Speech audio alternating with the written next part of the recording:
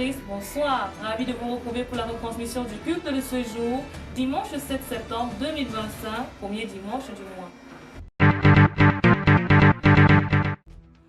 Le culte de ce matin a débuté par des chants d'ouverture dirigés par la sœur Graciela, suivi d'une prière d'ouverture conduite par maman Blessing, puis le frère Michel et le leader de la chorale nous ont conduits dans un moment de louange et d'adoration. Par la suite, le serviteur de Dieu, le prophète Alain, s'y est entretenu avec le peuple de Dieu pendant une longue discussion. Il a ensuite parlé de l'importance de chercher son Dieu dans le navire et de se laisser toucher par les rayons du visage du Seigneur.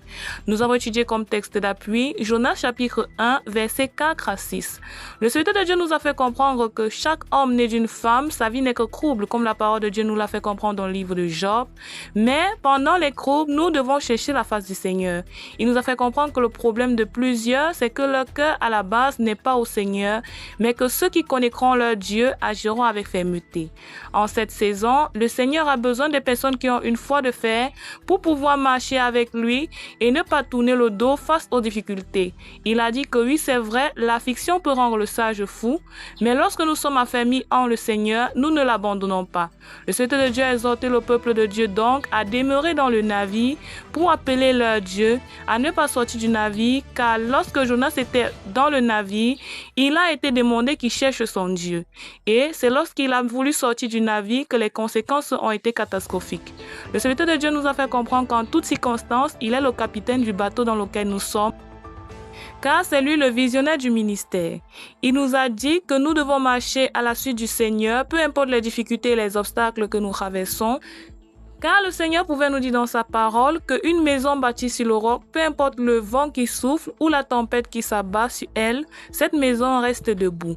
Il nous a dit de mettre notre confiance en Dieu et de laisser que les rayons du visage de l'Éternel puissent éclairer nos vies, afin de nous dépouiller de ce qui pourrait empêcher à la gloire de l'Éternel d'être manifeste, et afin que nous puissions manifester la gloire de Dieu, pour que ceux qui croupissent dans les ténèbres, qui attendent notre manifestation, soient sauvés.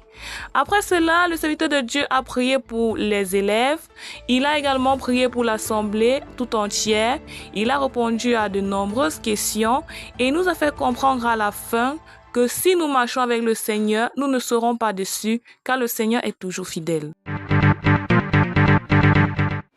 Charmants élus du Seigneur, en quelques mots, voici ce qui a été fait ce jour. Nous disons merci au Seigneur parce qu'il était présent parmi nous et pour tout ce qu'il nous a dit. Donnons-nous rendez-vous la semaine prochaine pour un autre numéro. D'ici à là, portons-nous bien. Shalom!